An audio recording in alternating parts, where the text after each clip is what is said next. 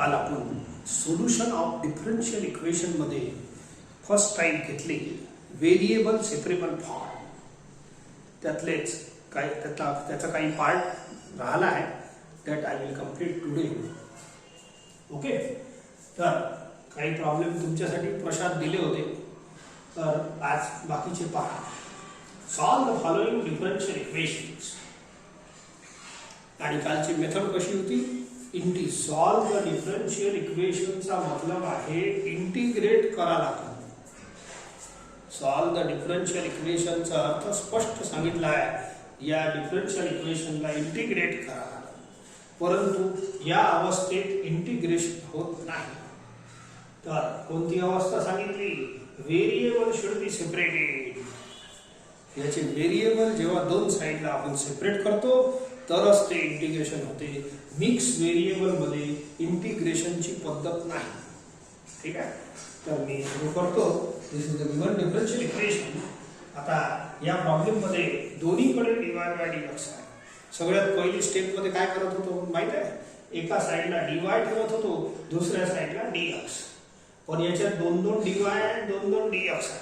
दोन नाही पाहिजे, काऊन की एका साइडला एकच dy इंटिग्रेशन करताना एकच शेपूट लागल, दुसऱ्या साइडला इंटिग्रेशन करताना एकच शेपूट लागल. तर अशा टाइपनं आपण करू. तर हे दोन dy बाय dx माझ्या कामाचे नाही. तर मी याला एक काम करतो, एकत्रित करतो. याला इकडे पाठवा. ठीक आहे, x² dy by dx plus dy by dx. याला अप्लाय करू. You take dy by dx form. आता बोला, दोन dy बाय dx चा एक झाला. आता काम जमते. या dx ने क्रॉस करा. ही आहे तुमची कालची पहिली स्टेप. समजले का? dx ने क्रॉस करा तर एका साइडला dy झाला, एका साइडला dx झाला. हे आपली पहिली स्टेप आहे. हे शेपूट जे असते यांना अलग अलग दोन साइडला रेट. dx जवळ x चे टर्म आणा. नेक्स्ट स्टेप हे सोपं काम आहे. Cross multiply.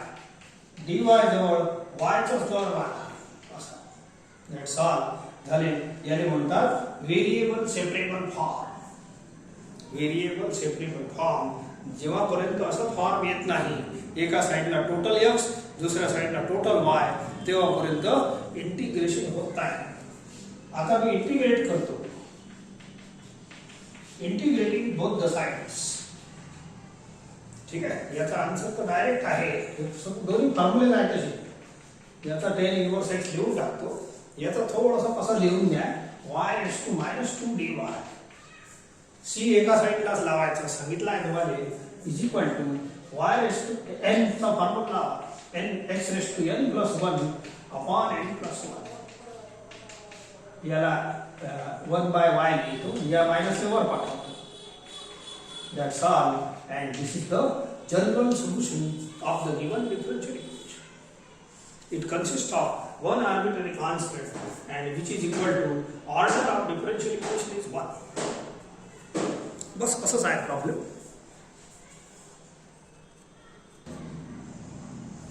याच्यासारखंच एक आणखी पहा. याच्याने दोन साइडला dy बाय dx आहे. आपल्याला दोन दोन dy बाय dx नाही पाहिजे, एकच dy बाय dx पाहिजे. मग त्याला तोडून आपण एक dx तिकडे देतो. अशी पद्धत आहे. इंटिग्रेशन मध्ये व्हेरिएबल सेपरेबल फॉर्म करावा लागते पहिले आणि नंतर इंटिग्रेट. बस हीच मेथड आहे आपली इन सॉल्व द डिफरन्शियल इक्वेशनची. पहिले व्हेरिएबल सेपरेट करणे आणि मग इंटिग्रेट करणे. That's all. प्रॉब्लेम खतम.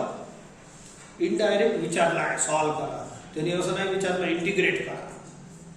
या दोन दोन dy बाय dx माझ्या कामाचे नाही. दोन तुम्हाला एक बनवा लागेल. a शी मल्टिप्लाय करा पाहिजे. आता बगर नॉन dy बाय dx वाले टर्म एका साइडला आला. याला इकडे हातला, याला इकडे हातून द्या. हे minus into plus. Now in RHS you take dy by dx common. हे याच्यात y कॉमन घेतलं तरी चालते, नाही घेतलं तरी चालते. ठीक आहे. आता dx इकडे आणा. एकच dy बाय dx झाला.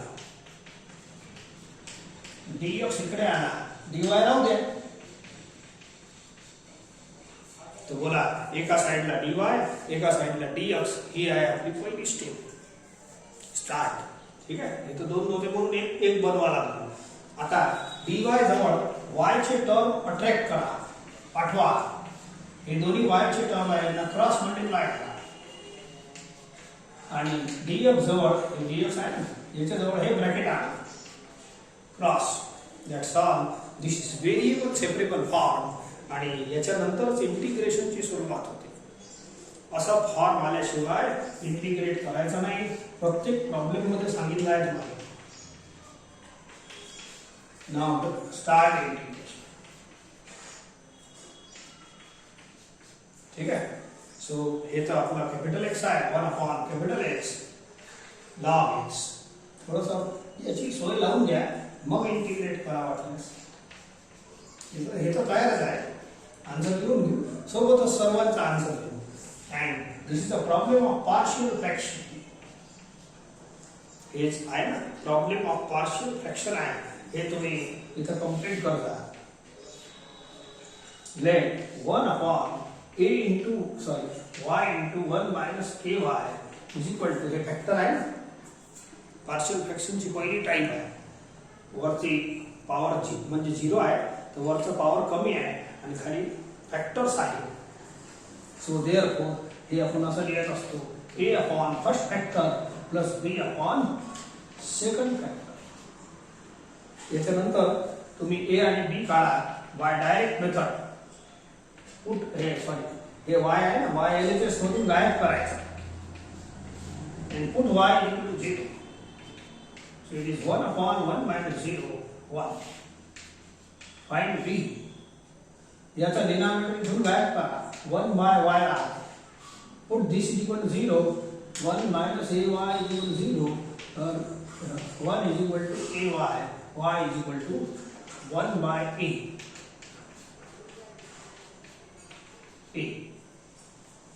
छोटा a याच्यातला कॉन्स्टंट आहे, चालते असं. So put a and b in equation 1. तर असं बनते 1 upon y into 1 minus ay. तो बोला 1 upon y plus a upon 1 minus ay. तर हे जे टर्म आहे हे आता याच्या जागेवर तुम्ही हे पुट करा. हे सगळी मेथड झाली आहे इंटिग्रेशन मध्ये. याच्यात मी म्हटलं तुम्हाला गाडी कुठं अटकल इंटिग्रेशन. सेपरेट मध्ये अटकायचं काही कामही नाही. तर इंटिग्रेशन खूप मोठा चॅप्टर आहे आपला. तर याच्या जागेवर तुम्ही याचे पार्शियल फ्रॅक्शन पुट करा. आता डायरेक्ट आन्सर लिहा तिघांचे. सर्व सोपंच आहे. So it is ax plus b capital X 1 upon x का answer log x upon coefficient of x 1 आहे 1 upon y dy. याचा answer log y. a constant आहे राहू द्या बाहेर आणि हे capital X 1 upon ax plus b 1 upon x चा answer log x upon coefficient of x minus a plus सर्व आन्सर log मध्ये आहे. तर काल आपण एक नवीन आयटम शिकलो log c आहे. Instead of c log c आहे. a कॅन्सल हे log m minus log m हे माइनस इकडे. थोडंसं सॉल्व करा. काल शिकवलं आहे log, तर त्या पद्धतीने सॉल्व करायचं आहे. ठीक आहे. हे फेअरच आहे, बाजूला करून घ्यायचं. Okay. This implies log of x plus a is equal to याला log चे रूल लावा. log m हे माइनस इकडे माइनस log m म्हणजे किती होईल log m by n आणि हे प्लस log n हे c इकडे येईल. अरे हे तिघांचा कर log m plus log n log m into n आणि माइनस log n. तुम्ही करा आणि दोन दोन फॉर्म्युला लावा. मी एखादा पण लावून टाकतो. इजी आहे. log चे रूल लावले. Now single log cancels on both the side. काल शिकवला आहे. That's all. आला आन्सर. तुमची इच्छा असेल असं क्रॉस मल्टिप्लाय करून घ्या. नसेल तर तरी लिहिलं तरी चालते असं. दिस इज द जनरल सोल्युशन. हे चालते, हे चालते. किंवा दुसऱ्या मेथडमध्ये जर लॉग सीच्या जागी सी लिहिलं तेही चालते. मग जर तुम्ही सी लिहिलं तर ह्या पुढच्या स्टेप लिहायची गरज नाही. So this is the answer. So okay. इथं मेन आहे तुमच्यासाठी इंटिग्रेशन. याच बेसिसवर हे एकच होमवर्क करता. हे याच्याच आहे म्हणून लिंकमध्ये होमवर्क देत आहे याचं. आता पुढची टाईप बदलत आहे. आता आपण पर्टिक्युलर सोल्युशन काढू. याच व्हेरिएबल सेपरेबल फॉर्मच्या हेडिंगमध्ये पर्टिक्युलर सोल्युशन काढू.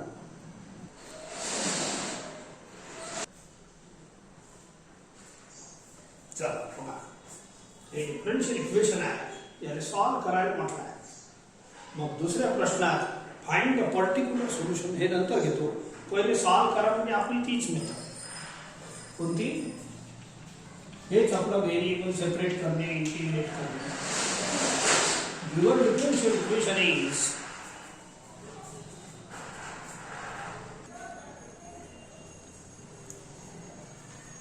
मी डिफरन्शियल इक्वेशन लिहिला आहे हे वाला.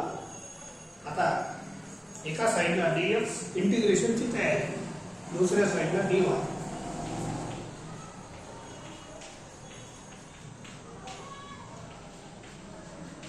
याला पाठवून द्या पूर्ण टर्म तिकडे.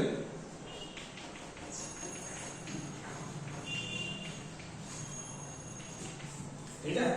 आता df जवळ x चे टर्म आणा, हे राहू दे. टेन वायला dy जवळ नेतात. हे जे आहे x चा टर्म इकडे आणा. ठीक आहे. टेन वायला इकडे पाठवा. dy जवळ y चे टर्म कलेक्ट करा. लुक हिअर, आपोआप इकडे तिकडे आल्यावर फूक मारली, टर्म सेपरेट होता. पास झाले की नाही?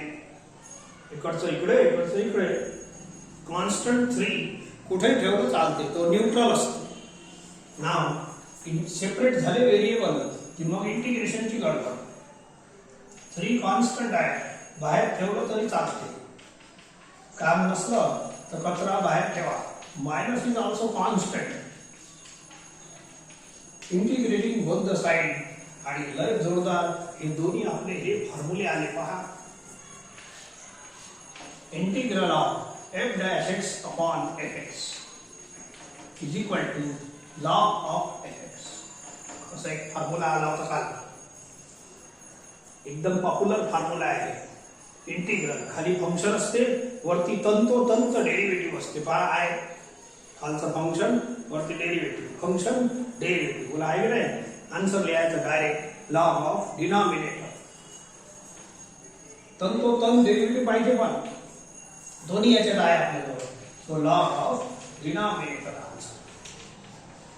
याचाही लॉग ऑफ डिनॉमिनेटर आन्सर. हे फॉर्म्युला दोघांना लागते. आणि जर दोन्ही टर्म लॉग मध्ये असेल तर सी च्या ऐवजी लॉग सी काल सांगितलं आहे. आता या लॉग सीचं महत्व तुम्हाला कळलं. काय कळलं ऐका. First you remove this log. Log m minus log n. याचा आन्सर राहते लॉग m बाय n. बोला log m minus log m by n. Log m minus log n. ठीक आहे. हे आहे n लॉग m. याला मी लिहितो log m raised to n. ठीक आहे. Log m raised to n, n log m. फॉर्म्युले कळतात. अँड सिंगल सिंगल लॉग दोन्ही साईडला आला तर कॅन्सल होते. मग एवढं राहते. सिंगल सिंगल लॉग दोन्ही साईडला कॅन्सल होते. काल शिकवलं आहे. ठीक आहे. सगळे फॉर्म्युले लिहिले होते आपण. So single single log cancel होते. कॅन्सल करा. नाव स्टॉप हियर. जास्तीत जास्त हे क्रॉस मल्टिप्लाय करता येईल, याच्यावर करायची गरज नाही. आणि हे कोण झाला? This is the for general solution. It is the general solution. ही मेथड कालही झाली आहे, आता रिपीट होऊन राहिलं असं समजा. आता पुढचं आहे फाइंड द पर्टिक्युलर सोल्युशन. हे जे आन्सर आला काल, सर्व जे आन्सर आले आहे ते जनरल सोल्युशन आले आहे. Differential equation. ठीक है. It consist of one arbitrary constant which is equal to order of differential is 1. dy by dx चं वरच असते ना. सो हे तुकडे केले आहे पण dy by dx च बनते. याला dx शी डिवाइड केला तर dy by dx याचा ऑर्डर 1 असते. ठीक आहे. तर आता पर्टिक्युलर सोल्युशनची डेफिनेशन वाचा लागेल. पहिल्याच पानावर आहे particular solution. It is the solution. Type आहे, दोन टाइप्स शिकवले होते. General solution, particular. जनरल तर आता चालूच आहे दररोज. ठीक आहे. Particular solution is obtained from general solution. Particular सोल्युशनची डेफिनेशन मध्ये लिहिलं आहे it is obtained from general solution by putting the value of arbitrary constant. या आर्बिटरी कॉन्स्टंटची पर्टिक्युलर व्हॅल्यू पुट करू तर ते बनते, हेच सोल्युशन बनते पर्टिक्युलर सोल्युशन. समजले का? पर्टिक्युलर सोल्युशनची डेफिनेशन सांगून राहिलो. काय सांगून राहिलो? Particular solution is obtained from general solution. याच्यापासूनच बनणार आहे by putting the value of c. तिथं थोडी भाषा लेंथ मोठी लिहिली आहे, मी शॉर्टकट मध्ये सांगतो. पण particular solution is obtained from general solution by putting the value of c by putting the particular value of arbitrary constant. अशी भाषा आहे. पण सी ची व्हॅल्यू डायरेक्ट काही दिली नाही. असं देत नसते सी ची व्हॅल्यू डायरेक्ट. काहीतरी वेगळंच दिलं आहे. Some conditions are given to you. x is equal to 0, y is equal to pi by 4. तर मग करायचं काय? ऐका, बस एका मिनिटात आन्सर येते. आता तुम्हाला सी ची व्हॅल्यू काढायला लागेल. Now in this equation put x equal to 0. हे दोन इनिशियल कंडिशन्स दिले आहेत. याला तुम्ही याच्यात पुट करा, मजा येते. पहा 1 plus e raised to 0 into 10 of pi by 4. बोला x आणि y पुट करा. q समजले का? x 0 पुट करा, y pi by 4 सॉल्व करा. बोला e raised to 0 is 1. 1 plus 1 is 2. q हे आहे 1 is equal to c. therefore c is equal to a. बोला c ची व्हॅल्यू मिळाली की नाही? आता परत सांगतो, सी ची व्हॅल्यू डायरेक्ट दिली नसते, या फॉर्म मध्ये दिली आहे. हे पुट केल्यावर फास्ट येते. बोला आता महत्व समजलं का लॉग सी चं?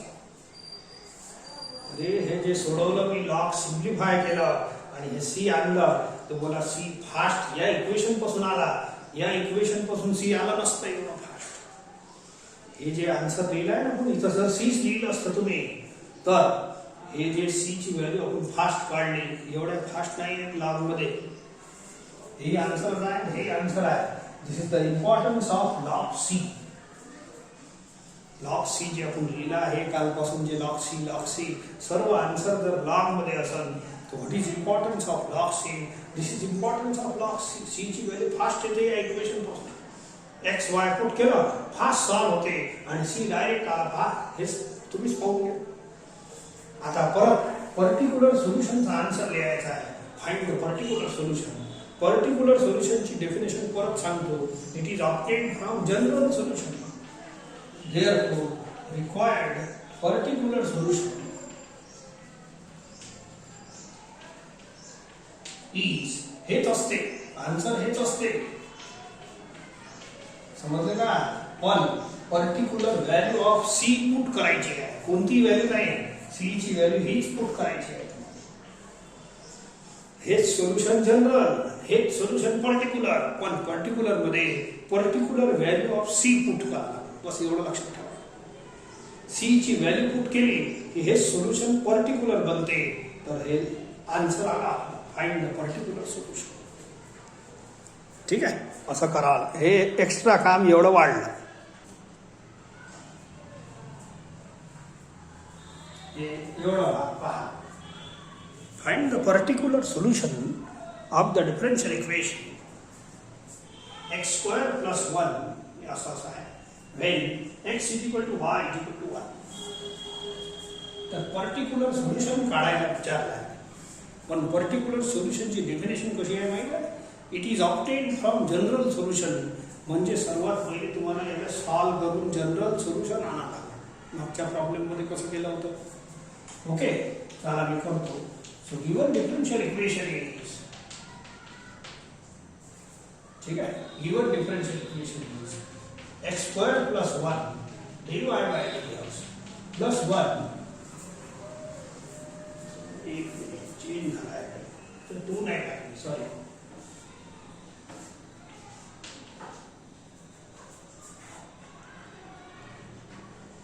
ठीक आहे, हे थोडं गडबड झाली होती. हा आता काय, ठीक आहे. तर आता व्हेरिएबल सेपरेट करा आणि इंटिग्रेट करा. या 1 इकडे पाठवतो. हे dx असं क्रॉस होणार नाही ना, एवढी मोठी छलांग नाही लागत, हे डांग मारते, याले हात लागतो. आता dx इकडे क्रॉस आहे. सर्वात पहिले dy आणि dx अलग अलग झाले पाहिजे. असं dx झाला आता इकडे.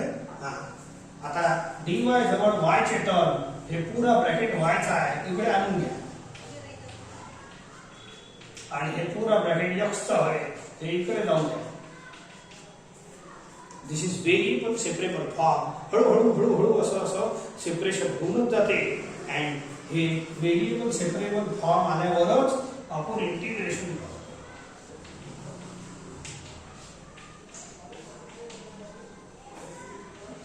RHS चा तर डायरेक्ट फॉर्म्युला आहे tan इनवर्स x चा. हे याचा विचार करा आता तुम्ही. याच्यात हे a⁻m सोडवा, पाहू मग काय करायचं. It is 1/e⁻y - 1. याचा tan इनवर्स x लिहून मोकळं करा. c लिहून घ्या. याचा LCM घ्या e⁻y. ठीक आहे, there this imply this e⁻y असं असं बनणार आहे. हे dy इकडे लिहितो. 1 - e⁻y अपॉन e⁻y असं बनते. e⁻y LCM आणि हे खालचं e⁻y वर जाईल, पाठवून द्या. खूप साऱ्या स्टेपही परवडत नाही आपल्याला. So this is the term. इकडलं आन्सर आलेलाच आहे, ते लिहून मोकळा करा. आता फंक्शन डेरिव्हेटिव्हचा हे लय जोरदार फॉर्म्युला आहे आपल्याला. हे जे फॉर्म्युला आहे ना, खाली फंक्शन वरती डेरिव्हेटिव्ह, हे खूप साऱ्या प्रॉब्लेम मध्ये डिफरन्शियल इक्वेशन मध्ये वापरलं जाते. तर बोला, पण हे डेरिव्हेटिव्ह परफेक्ट डेरिव्हेटिव्ह पाहिजे, कमी जास्त टर्म नाही पाहिजे. Perfect derivative. खालचा फंक्शन आहे, वरचा डेरिव्हेटिव्ह परफेक्ट नाही आहे, पण परफेक्ट नाही आहे. बोला, what is derivative of denominator? -e⁻y. Constant term can be set up. कॉन्स्टंटला अंदर बाहेर करायची परमिशन आहे, असं सेट करा. समजले का? सो -+ आता परफेक्ट डेरिव्हेटिव्ह झाला वरती. खाली फंक्शन, वरती परफेक्ट डेरिव्हेटिव्ह. तर हे फॉर्म्युला लावून घ्या. It is log of denominator.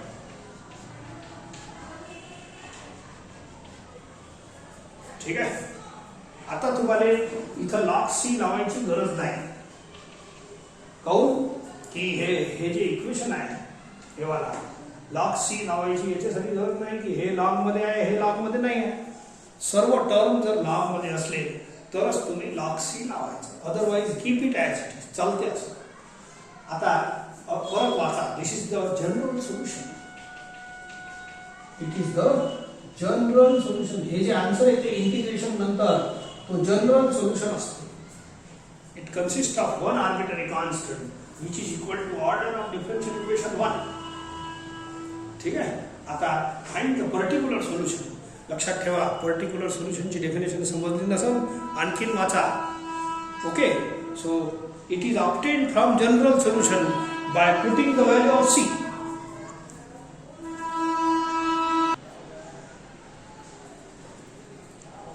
तर c ची व्हॅल्यू काढा अगर तुम्हाला याच्यापासून. Particular solution is always obtained from general solution by putting the particular value of c. c ची व्हॅल्यू इथं कुठेही दिली नाही आहे, हे कंडिशन दिली आहे. याचा वापर करून c ची व्हॅल्यू सापडते. Put x = 1, y = 1 in equation 1. हे जे आलं ना जनरल सोल्युशन, पहा काय बनते. -log 1 - e⁻y. y च्या जागेवर 1 पुट करा. इकडे tan इनवर्स 1 x च्या जागेवर 1 पुट करा. हे झालं pi by 4 minus log 1 minus e minus pi by 4 equal to c. हे पाय बाय 4 आहे. ठीक आहे, याला इकडे पाठवलं असं बनते. This is the value of c. आता थोडी c ची व्हॅल्यू ऑड दिसते, पण मागच्या वेळेला मस्त 8 वगैरे बढिया आली होती की हे नंबरच आहे. This is a particular value of c. आता हे c ची व्हॅल्यू तुम्हाला इथं पुट करायची आहे, तर हे बनते पर्टिक्युलर सोल्युशन. पर्टिक्युलर सोल्युशन म्हणजे खूप काही कठीण वाला काम नाही. जनरल सोल्युशन मध्ये c ची व्हॅल्यू पुट केली तर पर्टिक्युलर बनते, पण c ची व्हॅल्यू काढावी लागते. So put this value therefore required particular solution is required particular solution is हे वापस लिहा minus log 1 minus e is to y tan inverse x. आता हे जे c आहे या c च्या जागेवर हे द्या minus log 1 minus e minus pi. That's all. कशी ना मोठी व्हॅल्यू काय नाही होत. It is a constant. c ची व्हॅल्यू इथं पुट करा, so you will get this is particular solution. हे जनरल सोल्युशन, हेच पर्टिक्युलर सोल्युशन. त्याच्यात c ची व्हॅल्यू पुट केली, हे साधी साधी व्हॅल्यू c ची आली असती तर तुम्हाला म्हणजे आनंद वाटला असता.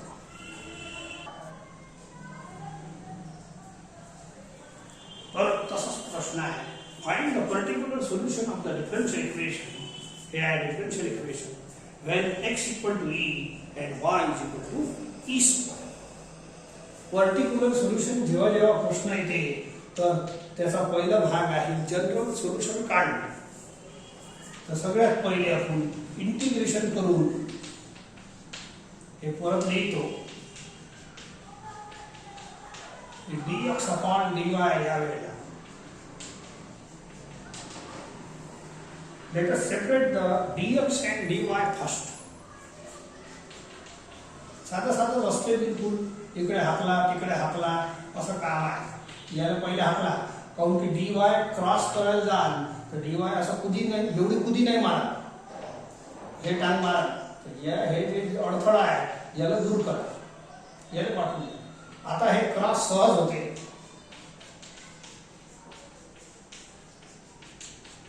x log x into dy. आता dy जवळ y वाला टर्म न्या, एकच टर्म आहे विचारा, आणि dx जवळ सर्व x चे टर्म आहे बाकीचे. हे दोन्ही x इकडे आणा. and this is variable separable form. आणि याच्यानंतरच इंटिग्रेशन होते. तर करू बघू काय हरकत आहे.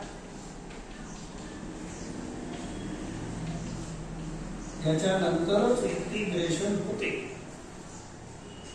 ठीक आहे, बरं. आता डिफरन्शियल इक्वेशन सॉल्व करू. ओके, सो लुक मस्त खूप इझी आहे.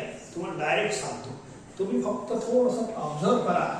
बरोबर, derivative of x log x c हे जे खालचं आहे ना, तर मला हे बोलायचं हे फॉर्म्युला बनणार आहे, म्हणून मी आता सांगून देतो. बोला, फर्स्ट इंटू सेकंड प्रॉडक्ट बोला, first into derivative of second plus second into derivative of x 1. बोला किती आला 1 प्लस log x. हे आला ना, आहे ना आपलं डेरिव्हेटिव्ह, मस्त जोरदार आहे. खाली फंक्शन आहे, हे पहा फंक्शन, आणि वरती हे डेरिव्हेटिव्ह आहे, तंतोतंत आहे, बिलकुल मस्त. हे वाला फॉर्म्युला परत लागते दोन्ही साईडला लागते. बोला log ऑफ डिनॉमिनेटर लिहा, याले log y लिहा, हे तर स्टँडर्ड आहे. आणि सर्व टर्म लॉग मध्ये असेल तर log c प्रिफर करा. इथं तर पर्टिक्युलर सोल्युशन काढायचं आहे, तर हे c ची व्हॅल्यू काढायची आहे. पुरा c लिहून या इक्वेशन जास्त फायदेवाला नाही आहे, हे जास्त फायदेवाला. आता log m plus log n हे फॉर्म्युला पुढे आणखी सॉल्व करा. ठीक आहे, सो सिंगल लॉग दोन्ही साईडला असले तर कॅन्सल होतात असं शिकवलं आहे. Is equal to log m into n. हे log m plus log n हे याला log m इंटू n. आता सिंगल लॉग काल सांगितलं आहे डेफिनेशन. ओके, असं if two numbers are same then log a is equal to log b असं सांगितलं आहे. सिंगल लॉग असे असले तर लॉग कॅन्सल होते. a equal to b single log आले x log x is equal to yc. It is equation 1 and it is the general solution. या equation पासून c ची व्हॅल्यू काढणं जड नाही का? याच्यापासून आहे ना, इथं c लिहिलं असतं जड जातं. हे log c चं महत्व आहे तुम्हाला आता समजेल. c ची व्हॅल्यू जेव्हा काढतो की नाही आपण, या इक्वेशन 1 पासून सहज निघते. Particular solution is obtained from general solution. म्हणून जनरल तर काढाच लागेल तुला. काढलं. आता ह्या ज्या इनिशियल कंडिशन्स असते यांना पुट करून आपल्याला c ची व्हॅल्यू मिळते आणि ती c ची व्हॅल्यू तुम्ही इथं पुट केली जनरल सोल्युशन मध्ये तर तोच सोल्युशन पर्टिक्युलर बनते. You can read the definition of particular solution. हे दोन्ही व्हॅल्यू पुट करा. अशा व्हॅल्यू दिल्या असतात. x च्या जागेवर e लिहा, y च्या जागेवर e स्क्वेअर लिहा. x च्या जागेवर e, y च्या जागेवर e स्क्वेअर. सॉल्व करा. log e 1 होते. या e स्क्वेअर ने क्रॉस करा. बोला c आ गया. therefore c is equal to 1 by e. it is the particular. चांगली व्हॅल्यू आहे, काही हरकत नाही. this is particular value of c. तर particular solution is obtained by general solution by putting the value of c. बस एवढंच लक्षात ठेवा. therefore required particular solution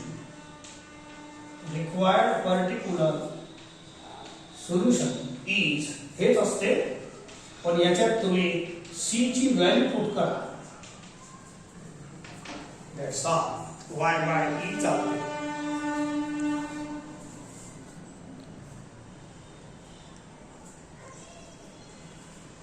Solve the differential equation. The differential equation है.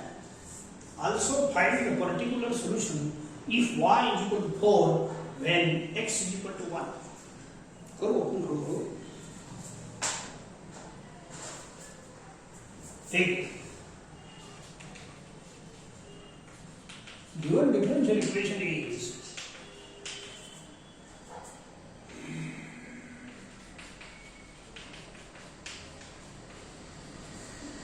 Solve करणे म्हणजे integrate करणे. इंटिग्रेटच्या आधी separate करणे. बस सेपरेट करा हे तर सहज होते. Cross multiply dx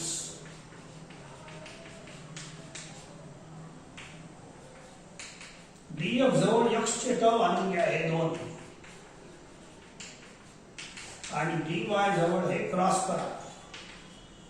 it is separated. Okay. याच्यानंतर इंटिग्रेटच होते.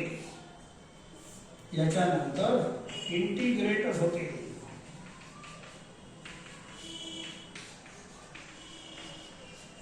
ठीक आहे. हे पार्शियल फ्रॅक्शन आहे. आताच एक प्रॉब्लेम आला होता तसंच आहे. तुम्ही आता पार्शियल फ्रॅक्शन याचे रफ मध्ये करा. मी डायरेक्ट करतो. मला थोडंसं याचा ठीक आहे सोपे टर्म आहे तर जमून जाते.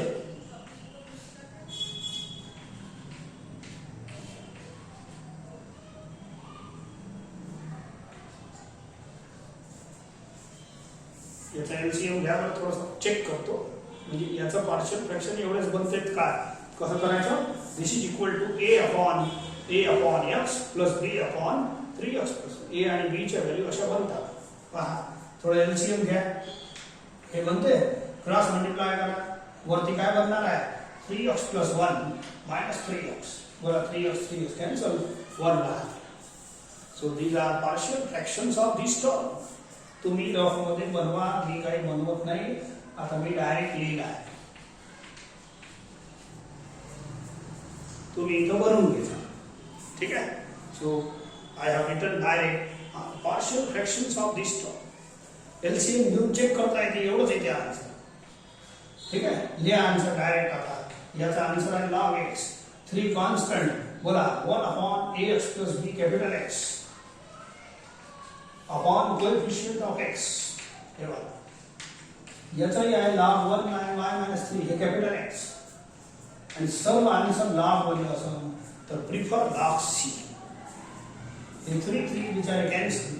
बोला log m minus log n हे वाला formula log m by n, log m by n, आणि याचा log n plus log n हे वाला log m into n c into y minus 3. आणि सिंगल लॉग जर दोन्ही साइडला आले, सिंगल हे फॉर्म्युला काल शिकवला आहे, लॉगरिथम चॅप्टरचे फॉर्म्युले आहे.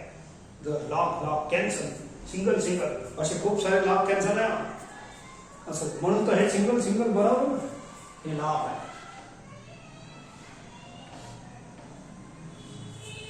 So log cancel, log cancel असं कापायचं नाही, बोलायला चांगला आहे cancel. This is equation 1 and this is this is general solution. Solve the differential equation म्हटलं होतं ना, त्याचा आन्सर सॉल्व करणे म्हणजे जनरल सोल्युशन काढणे. It is the general solution.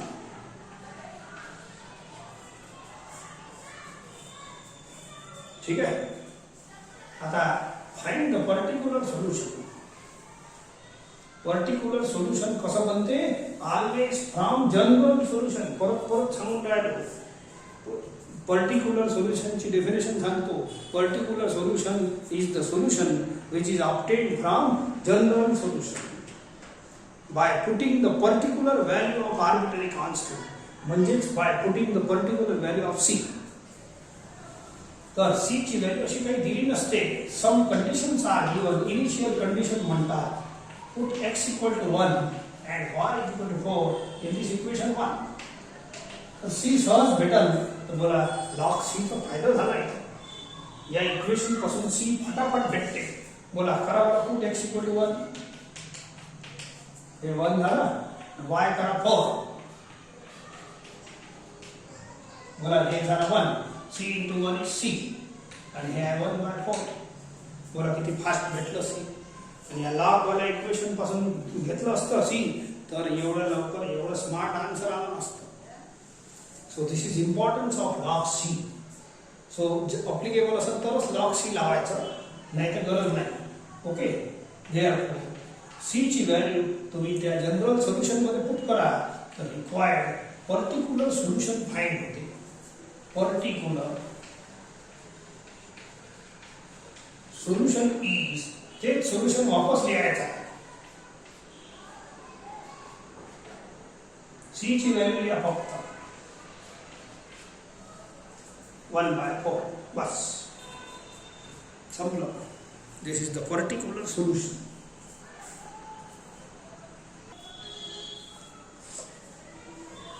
एवढे प्रॉब्लेम पर्टिक्युलर सोल्युशन वर करून घ्यायचं. Find the particular solutions. फक्त याच्यात एक कंडिशन थोडीशी नवीन टाईप आहे, बाकी तर ठीक आहे. ए कॉन्स्टंट आहे, हे कॉस इकडे पाठवता, कॉस इनवर्स ए बनते, कॉन्स्टंट आहे कॉस इनवर्स ए. मग dy बाय dx खुला पडते, मग सॉल्व होते. आता हे कसं आहे, हे आपला हे fx कसं असते, y इक्वल टू fx. बोला एक संदर्भ लिहिलं असते की नाही. याच फंक्शन लिहिण्याचं, जसं आपण आपलेच नाव घरी अलग पिंट्या शिंट्या आपल्या मित्रमंडळीमध्ये एखादं नाव अलग असते, तर आपण हे नाव फंक्शनचंच आहे. जनरल फंक्शन स्टँडर्ड नाव शाळेचा असं आहे फंक्शनचा. परंतु कधी कधी याने पिंट्या म्हणतात, वाय ऑफ एक्स. या फंक्शनने कधी कधी असं लिहितात. मग असं जर लिहिलं तर हेच फंक्शन आहे, तर बोला वायचा हे यक संदर्भ बसला आहे. हे यक्स आहे ना, हे एक संदर्भ आहे. म्हणजे या लाईनचा अर्थ काय झाला, याच्यात x इक्वल टू 0 आहे, अंदर x इक्वल टू 0 आहे आणि y इक्वल टू 2 आहे. समजले का? या लाईनचा अर्थ हे अंदर x आहे, f ऑफ x असते ना, असं हे f ऑफ x आहे असं समजा तुम्ही. तर x आहे, x equal to 0 and y equal to 2. तर ह्या व्हॅल्यूज घ्यायच्या आहेत.